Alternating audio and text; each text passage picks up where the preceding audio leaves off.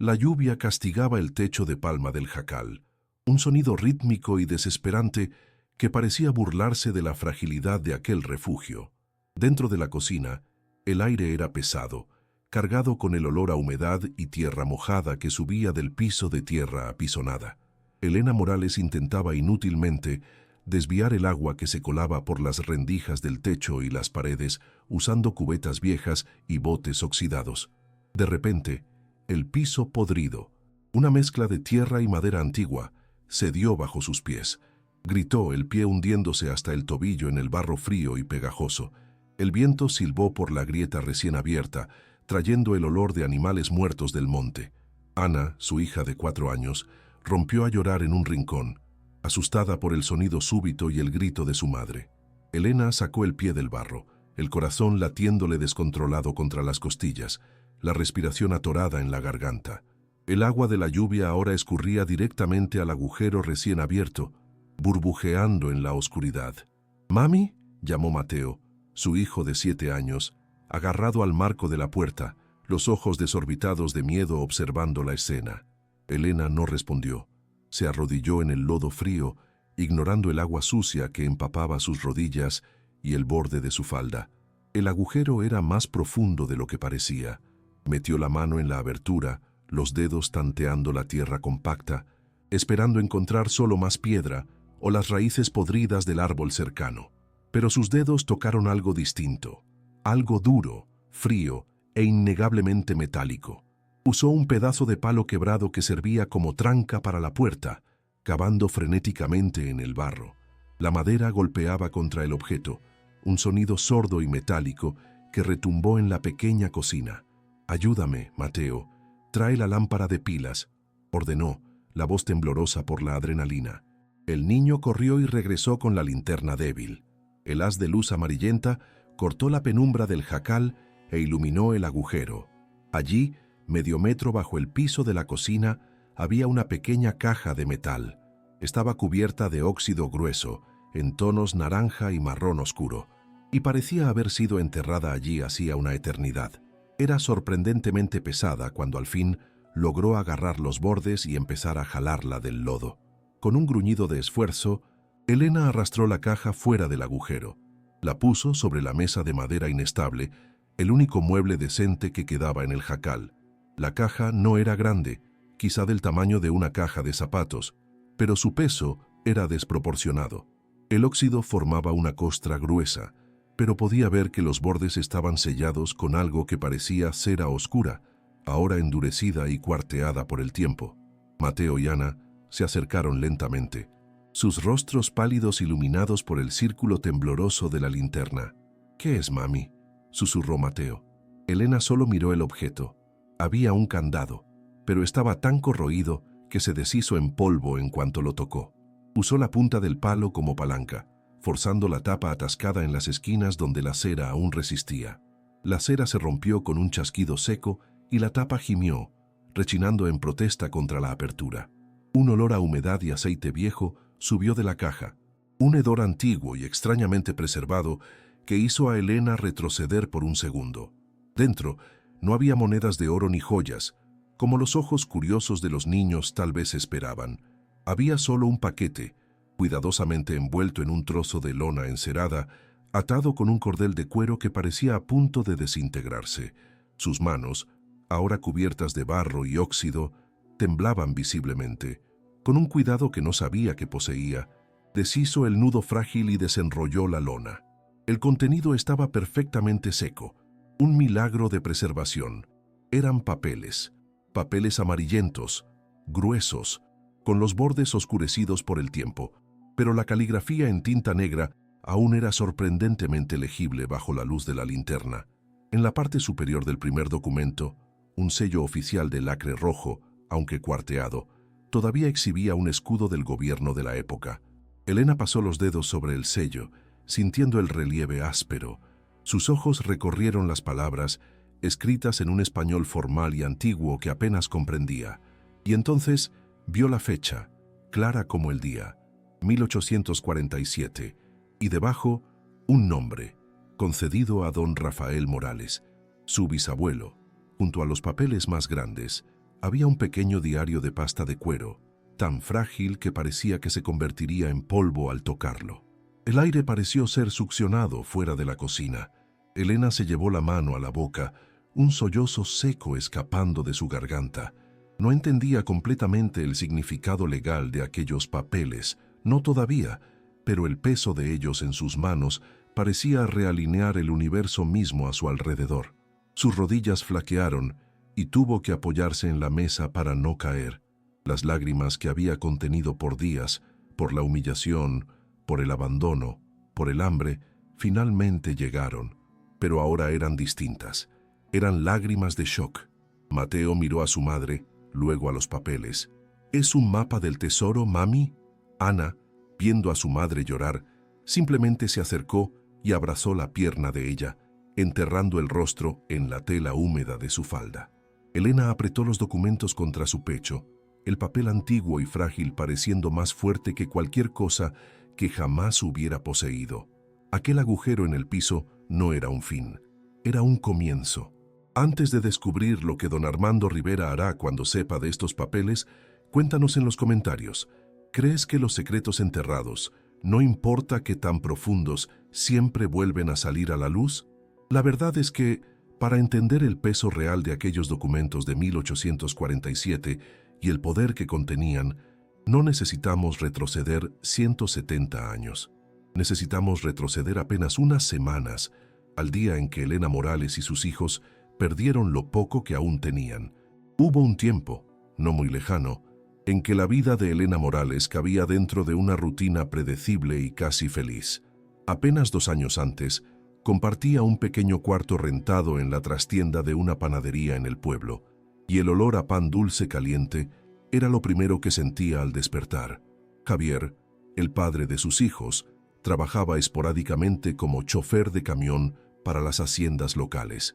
Tenía una sonrisa fácil y prometía llevarlos a la Ciudad de México.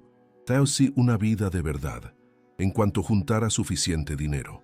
Elena trabajaba lavando ropa ajena para las familias más ricas, y aunque sus manos estaban siempre ásperas de jabón y agua fría, tenía lo suficiente para comprar leche para Mateo y zapatos nuevos para Ana en Navidad. No eran ricos, ni de lejos, pero eran una familia. Elena recordaba vívidamente la noche en que Ana nació.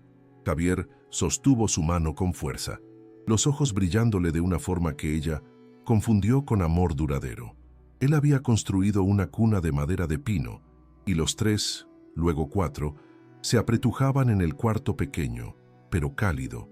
La vida era dura, sí, pero había una dignidad en ella. Estaba el sonido de la risa de Mateo retumbando en el patio mientras pateaba una pelota de trapo, y estaba la certeza de que, al final del día, las puertas se cerrarían y ellos estarían juntos, protegidos del mundo exterior y de los vientos fríos que bajaban de la sierra. La estabilidad era frágil como el vidrio y se rompió una mañana de martes.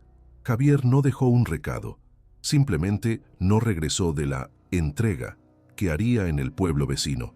Elena pasó la primera noche en vela, meciendo a Ana con calentura y diciéndole a Mateo que papi tuvo un problema con el camión.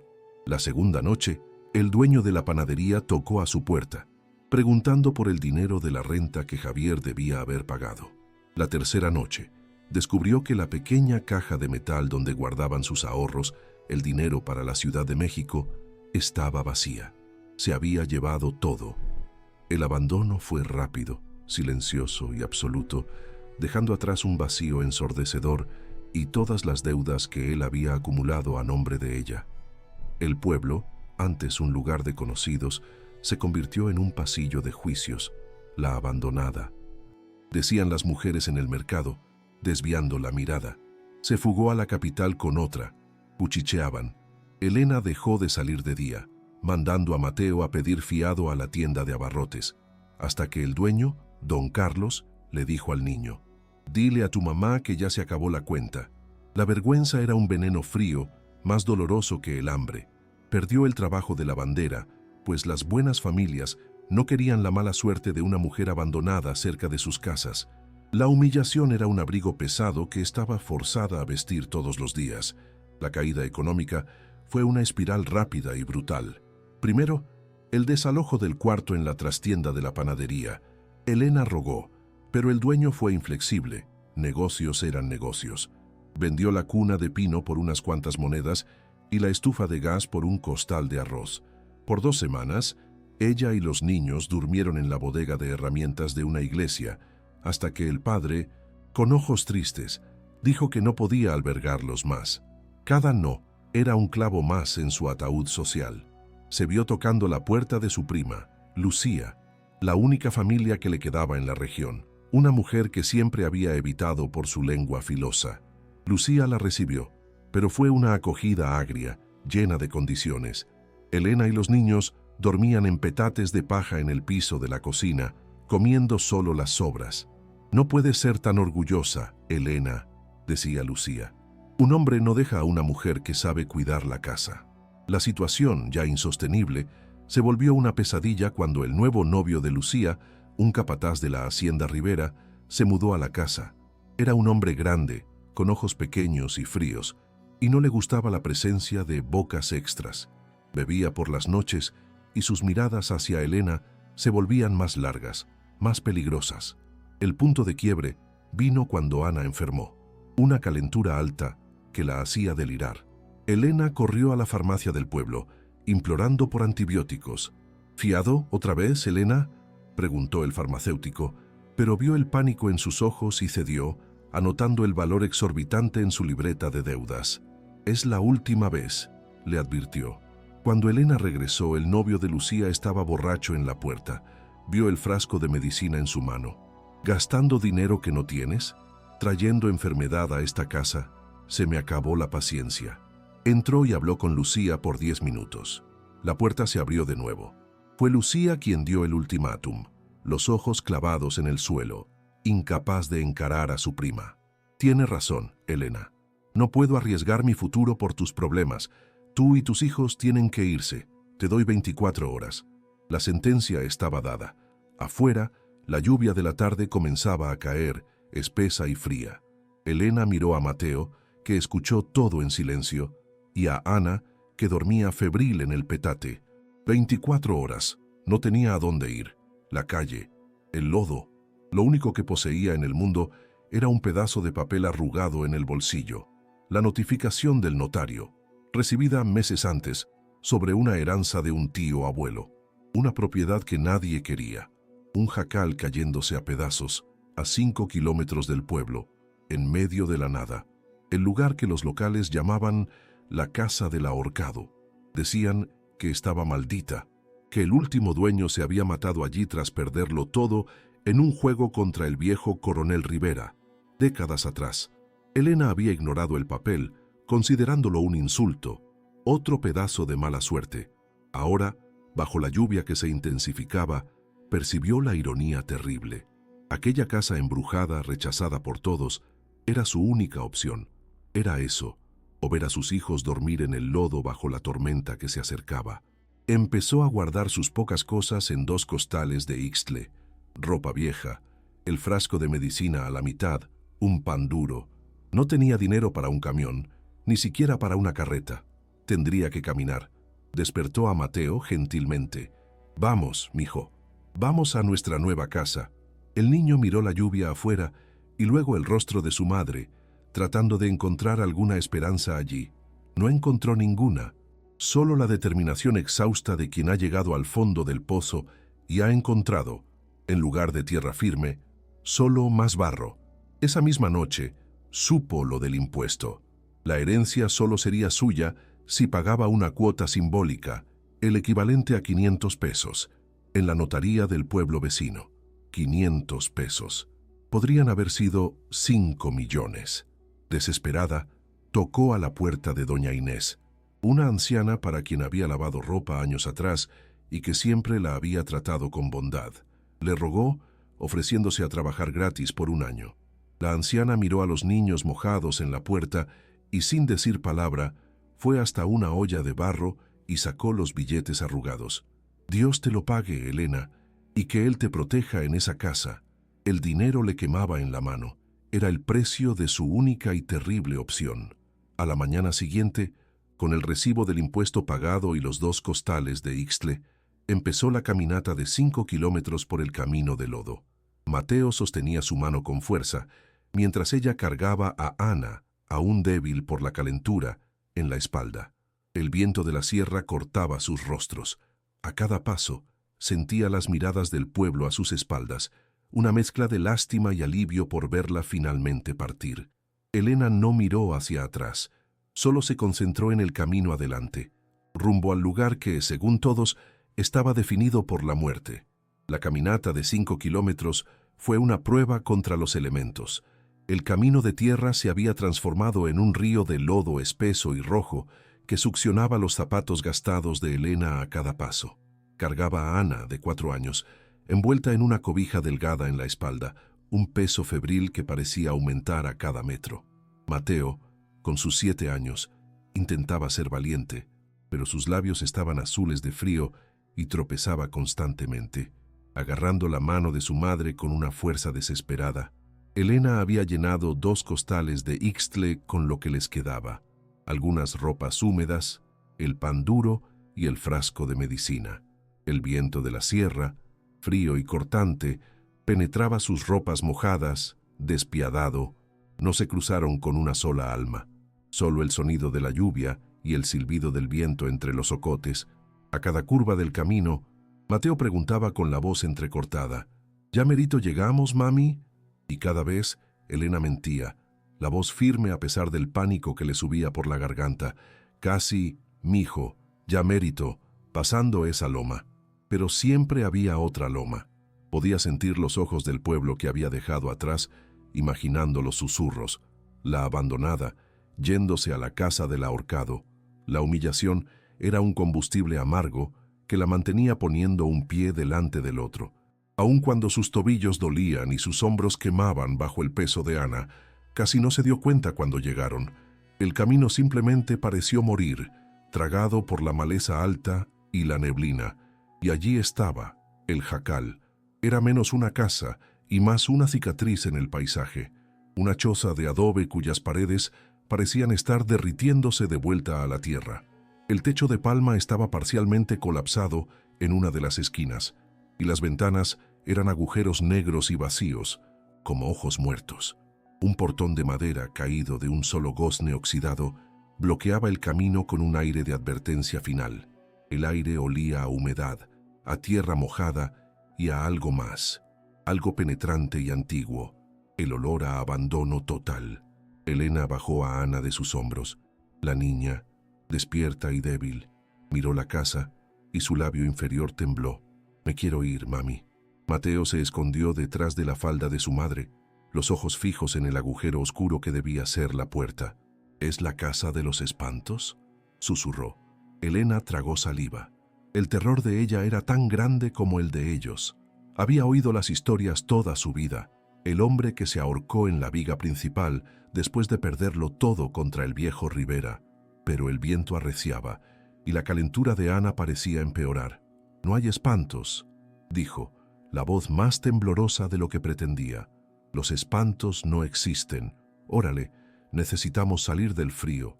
Empujó los costales de Ixtle primero, y luego tuvo que usar el hombro para forzar la puerta de madera, que raspó en el suelo con un gemido largo y agudo que retumbó por la estructura. El interior era aún peor que la vista exterior. Era una oscuridad casi total, rota solo por la luz grisácea que entraba por las rendijas. El olor a humedad era sofocante, mezclado con el hedor de excremento de rata y la peste inconfundible de un animal muerto en descomposición en algún rincón. El viento silbaba a través de las grietas en las paredes de adobe, un lamento constante que hacía que se le erizaran los vellos de la nuca a Elena. Cuando sus ojos se acostumbraron, vio lo que quedaba. El lugar era poco más que un solo cuarto grande.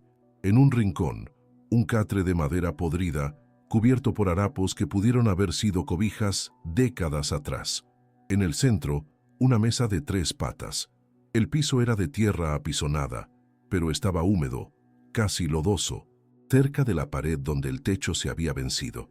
Telarañas gruesas como algodón colgaban de las vigas oscuras del techo, y Elena se forzó a no mirar la viga central, donde la leyenda decía que había ocurrido el suicidio. Sintió una náusea de desesperación.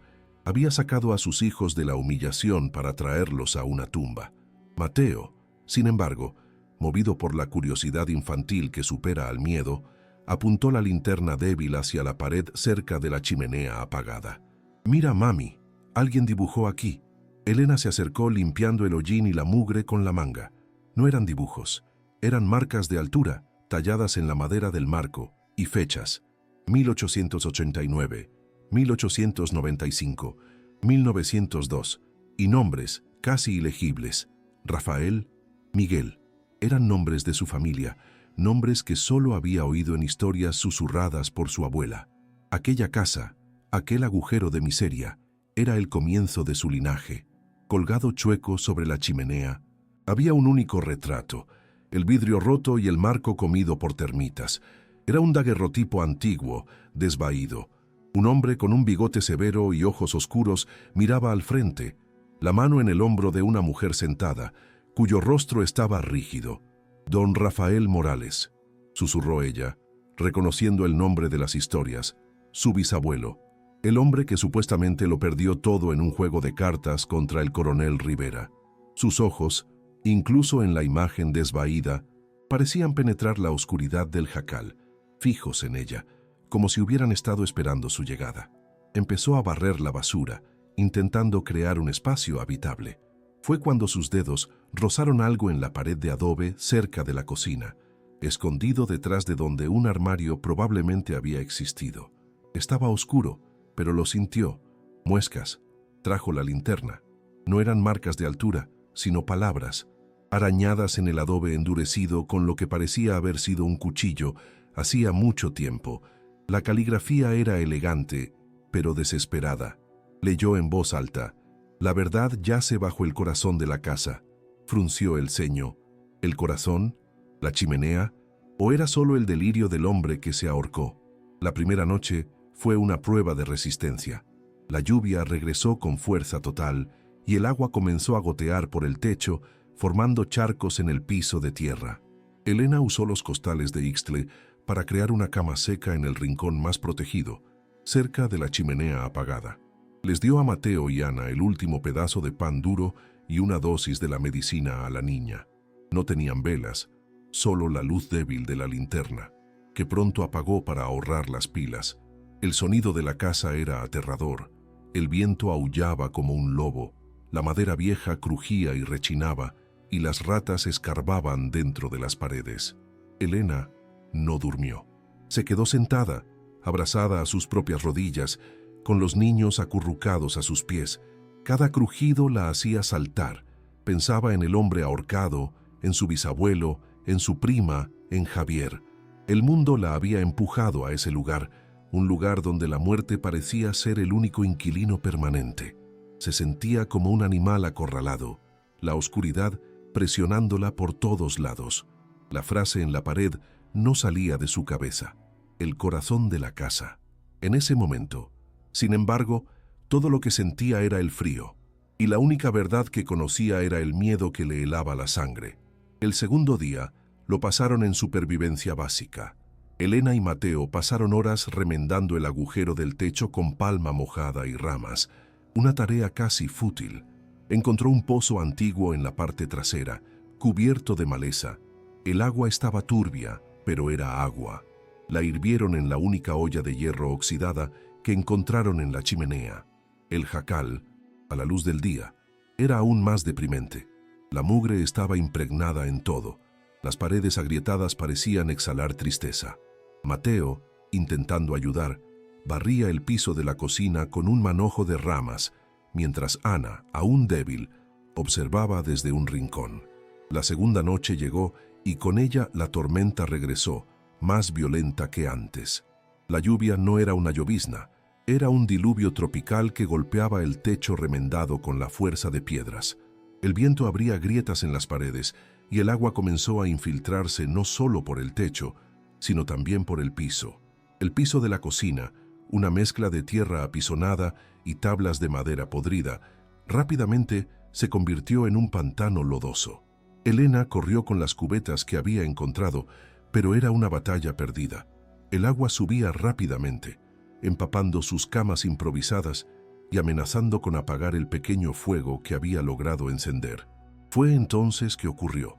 Mientras intentaba mover una cubeta pesada del lugar, el piso bajo sus pies simplemente desapareció. La madera podrida, saturada por el agua de la inundación, cedió por completo. Elena gritó cuando su pie se hundió en el lodo frío, el agua helada subiendo hasta su rodilla. Se aferró a la mesa para no caer entera en el agujero. El pánico inicial, el miedo a las víboras, a un pozo escondido, fue rápidamente reemplazado por la confusión. Sacó la pierna y gateó hacia atrás, el corazón disparado. La lluvia ahora caía directamente en el agujero, revelando una cavidad oscura bajo el piso de la cocina. Agarró la linterna, las manos temblando tanto que el haz de luz danzaba en la pared. Apuntó al agujero. No era natural. Debajo de la capa de lodo y madera podrida, había algo más. Sus dedos tocaron algo duro, frío y con bordes definidos. No era piedra, era metal. Metió los brazos en el agua lodosa, cavando con las manos desnudas, la adrenalina bloqueando el frío y el asco. El objeto estaba atorado. «Mateo, rápido, ayúdame». Usó un pedazo de madera quebrada como palanca, forzando la tierra compactada. Fue cuando vio, cubierta de barro, una pequeña caja de metal, sorprendentemente pesada, sellada con una cera oscura y antigua. El corazón de la casa. No era la chimenea, era allí, bajo sus pies. Los días que siguieron al descubrimiento de la caja de metal fueron una mezcla surrealista de supervivencia extrema y secreto febril. La caja permanecía sobre la mesa de madera, un dios de metal oxidado dominando el cuarto miserable. Elena aún no la había abierto completamente. El shock del descubrimiento, combinado con el agotamiento y la calentura persistente de Ana, la paralizó. Primero, la vida. Usó el resto de la mañana para reforzar el techo con más ahínco, usando trozos de la lona encerada que protegía los papeles. Limpió el piso de la cocina, arrojando las tablas podridas hacia afuera y nivelando la tierra apisonada lo más que pudo, manteniendo una distancia temerosa del agujero que ahora había cubierto con una piedra laja. Mateo y Ana, recuperándose lentamente con el agua hervida y el refugio precario, parecían entender la gravedad del objeto. No tocaban la caja. Mateo, en cambio, se convirtió en el pequeño protector de la casa. Encontró un pedazo de madera afilado y se sentaba cerca de la puerta, vigilando a los espantos, mientras Elena intentaba hacer del jacal un hogar.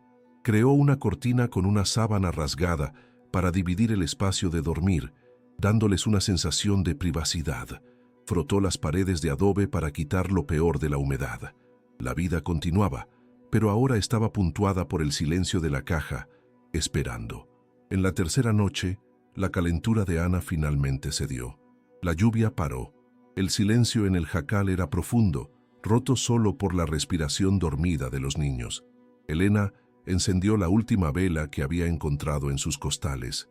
Era hora. Se sentó a la mesa, las manos limpias pero trémulas. Desenrolló los papeles de nuevo, esta vez bajo la luz débil pero constante de la vela. El primer documento era la escritura.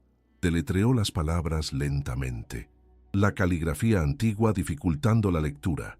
República Mexicana, 18 de junio de 1847. Concedido a don Rafael Morales. 400 hectáreas. 400. El número saltó a sus ojos. 400 hectáreas. Miró alrededor. El jacal apenas tenía 1 hectárea de tierra limpia. El mapa que acompañaba la escritura estaba dibujado a mano, con tinta desvaída. Mostraba los límites de la tierra, marcados por referencias naturales, del río Seco al norte hasta la Piedra del Águila al sur. Elena frunció el ceño. Conocía esos nombres. El río Seco era el río que pasaba a 3 kilómetros de allí. La Piedra del Águila era el gran monolito de piedra que se erguía sobre la hacienda más próspera de toda la región, la hacienda que podía ver a la distancia desde su colina, la Hacienda La Escondida, la hacienda de don Armando Rivera. Sintió un escalofrío. No podía ser. Las tierras descritas en ese papel no eran su jacal miserable, eran la totalidad de la hacienda Rivera, Sus dedos se movieron hacia el segundo objeto en la caja, el pequeño diario de pasta de cuero. La pasta estaba rígida y cuarteada, y lo abrió con un cuidado quirúrgico. Las páginas estaban llenas de la misma caligrafía de la escritura. Eran pocas páginas, fechadas en 1855. La primera entrada hizo que se le helara la sangre. El coronel Rivera estuvo aquí de nuevo. Quiere mis tierras. Dice que la nación las necesita, pero sus ojos son pura codicia. Me rehusé. Esta tierra es el futuro de mis hijos. Elena tragó saliva, mirando a Mateo y Ana durmiendo. Continuó leyendo, la luz de la vela parpadeando. La narrativa de Rafael Morales se volvió desesperada. 10 de mayo. Trajo hombres armados. Me forzaron a ir al pueblo, a la notaría. El juez está comprado por él. Me presentaron una nota de deuda de juego falsa. Yo nunca he jugado en mi vida. La caligrafía en la página siguiente estaba borrosa, como si estuviera escrita con prisa o con manos temblorosas. 12 de mayo. Me forzaron a firmar una falsa nota de venta, pagando la deuda. Lo perdí todo. Mi esposa llora día y noche, pero ellos no saben. Guardé la escritura original, guardé la concesión. Elena sintió las lágrimas calientes escurriendo por su propio rostro. La última entrada del diario fue escrita en un único párrafo apresurado. 15 de mayo. Van a regresar. Lo sé. Saben que yo sé que la venta es una farsa. No me van a dejar vivir. Escondí los documentos y este diario bajo el corazón de la casa, donde el agua encuentra la tierra. Si alguien de mi linaje lee esto, sepa que esta tierra es suya. Fue robada con sangre y mentiras. Vénganos. Di mi nombre. Rafael Morales. Después de eso, las páginas estaban en blanco. Elena cerró el diario, las manos temblándole violentamente. Su bisabuelo no desapareció. Fue asesinado. El sol de la mañana encontró a Elena sentada en la misma posición, los documentos esparcidos frente a ella. El hambre le roía el estómago. Necesitaba comida para sus hijos, pero más que eso, necesitaba respuestas. Escondió los documentos de vuelta en la caja y la caja de vuelta en el agujero, cubriéndolo con la piedra y, luego, con su petate. Tomó a Mateo y Ana y caminó los 5 kilómetros de regreso al pueblo. No fue a casa de su prima, fue directo a la casa de doña Inés, la anciana que le había dado el dinero para el impuesto. Necesitaba a alguien que recordara. Doña Inés la recibió con un plato de sopa caliente para los niños. Elena fue cautelosa. Doña Inés empezó, la voz baja. Usted conoció a mi abuela. ¿Se acuerda de las historias sobre el padre de ella, Rafael Morales? Los ojos de doña Inés, nublados por las cataratas, de repente se volvieron nítidos. La anciana se persignó. Rafael Morales, claro que sí. Un nombre que no se debe decir en voz alta por aquí. Se inclinó hacia adelante, la voz un susurro conspirador. No creas las historias que cuentan los Rivera, muchacha. Tu bisabuelo no era un borracho, no era un jugador. ¿Qué pasó con él, doña Inés? ¿De verdad? La anciana sacudió la cabeza. Nadie sabe. La historia oficial es que vendió sus tierras al abuelo de don Armando, el viejo coronel Rivera, para pagar una deuda de juego, y luego se fue, avergonzado, pero titubeó. Mi abuela solía decir que eso era mentira, que Rafael Morales amaba esa tierra más que a su propia vida. Desapareció una noche, justo después de la venta. Su cuerpo nunca fue encontrado. Se decía que el coronel lo enterró en algún lugar de las 400 hectáreas que le robó. El aire se le fue de los pulmones a Elena. ¿Robó?, repitió. Todos lo saben, dijo Inés, encogiéndose de hombros. Pero saber y probar son cosas distintas, mija, especialmente cuando los Rivera han controlado este pueblo por 150 años. El coronel tenía al juez en el bolsillo y don Armando tiene al presidente municipal y al comandante. Así son las cosas, Elena. Es mejor que olvides esas historias. Solo traen problemas. Elena agradeció por la sopa, la mente dándole vueltas. Todos lo saben. La verdad no estaba solo enterrada en el piso de su cocina, estaba enterrada en la memoria silenciada de ese pueblo. Necesitaba una prueba final. Necesitaba ver la mentira con sus propios ojos. Dejando a los niños brevemente con doña Inés, fue a la notaría pública, un pequeño edificio con olor a humedad al lado de la comandancia. El escribano, un hombre flaco con lentes gruesos, la miró con desdén. Elena Morales, oí que te estabas quedando en la casa del ahorcado. Quiero ver los registros de propiedad, dijo Elena, intentando mantener la voz firme, de la tierra que perteneció a Rafael Morales, la escritura de 1855. El hombre rió, pero fue a los archivos polvorientos, arrojó un libro grueso y encuadernado en piel sobre el mostrador. Ahí está, como le he dicho a todos los curiosos antes que a ti, la venta, firmada y sellada. Rafael Morales al coronel Rivera, deuda de juego. Todo legal. Apuntó a la firma. Elena miró la firma temblorosa de Rafael Morales y la comparó mentalmente con la caligrafía fuerte y orgullosa del diario y de la escritura original. Eran distintas. Era una falsificación o una firma hecha bajo coacción extrema. Esto es una mentira, susurró más para sí misma. ¿Qué dijiste?, preguntó el escribano, entrecerrando los ojos. Dije que esto es una mentira, repitió Elena, más fuerte. El hombre se puso pálido y luego rojo. ¿Cómo te atreves? Tú, una abandonada, viniendo aquí a acusar. Le arrancó el libro de las manos. Lárgate, sal de mi oficina antes de que llame al comandante por desacato. No eres nadie, tus papeles no son nada. La tierra es de los Rivera. Siempre lo ha sido y siempre lo será. La empujó hacia afuera, a la luz del sol de la plaza, y azotó la puerta. Elena se quedó en la plaza, temblando de rabia y miedo. La humillación fue total. La gente en la plaza la observaba. La loca, ahora dirían, no solo la abandonada. Se sintió exactamente como su bisabuelo debió sentirse, impotente, acusada, derrotada por la misma máquina de poder. Estaba a punto de derrumbarse, de aceptar la derrota, de volver al jacal y quemar esos papeles malditos que solo traían dolor. Miró al otro lado de la plaza, una camioneta negra y reluciente. Del año, se estacionó frente a la presidencia municipal. Un hombre de unos 60 y tantos años, usando un sombrero caro y botas de piel, descendió. Don Armando Rivera. Él la vio. Sus ojos se encontraron a través de la plaza. Ella vio el momento en que la reconoció. No era solo una pueblerina. Era la mujer que estaba viviendo en el jacal de los Morales. El escribano debió haber corrido al teléfono. Don Armando no sonrió, solo la observó. Una mirada fría, calculadora, como quien mira a un insecto en su propiedad. Y en ese momento, el miedo de Elena se solidificó. Se transformó en algo duro y frío como el acero. Ese hombre, su familia, habían robado su herencia, asesinado a su ancestro y dejado a su familia en la miseria por generaciones.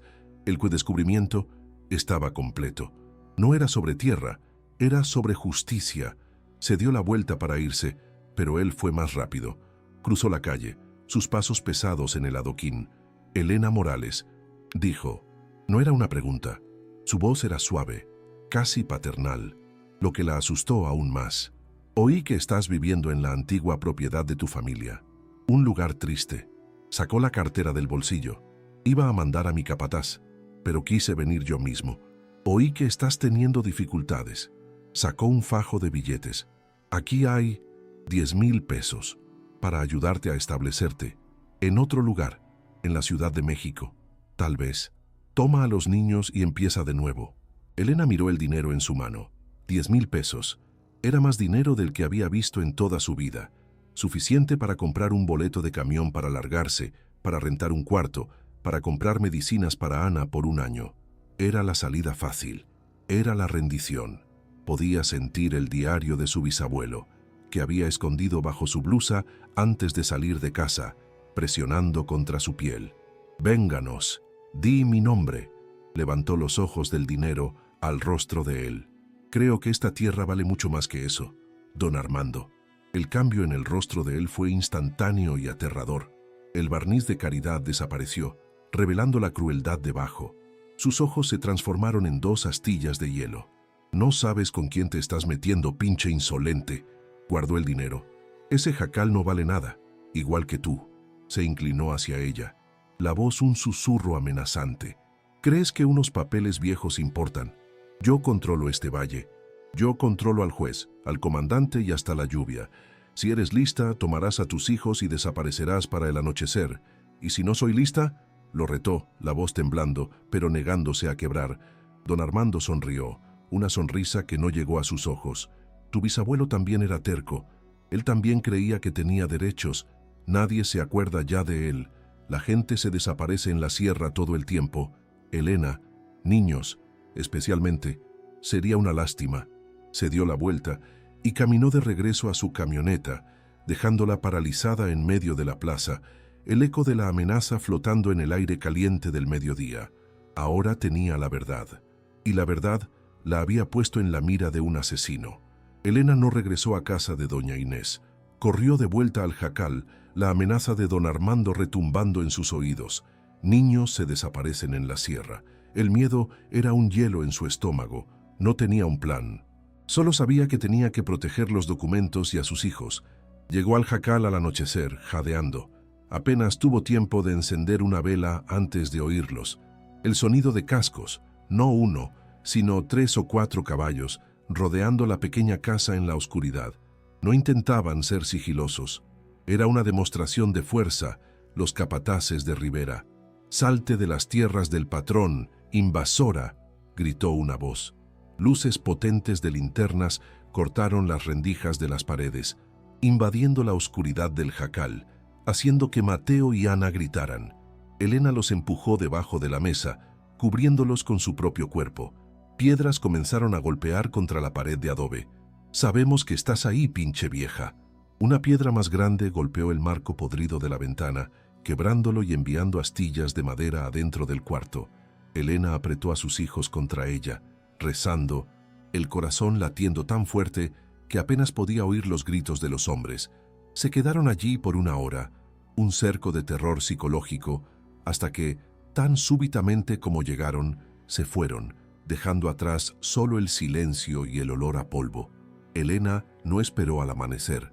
Sabía que regresarían, y la próxima vez no serían solo piedras.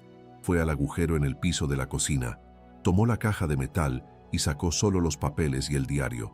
Los amarró firmemente a su pecho, bajo la blusa. Despertó a los niños que apenas habían dormido. «Vamos a jugar un juego», susurró, la voz trémula. «Tenemos que salir de aquí sin hacer ruido». No usó el camino. Tomó a sus hijos y se hundió en el monte oscuro detrás del jacal, usando las veredas de cabras que apenas recordaba de su infancia, yendo en la dirección opuesta al pueblo.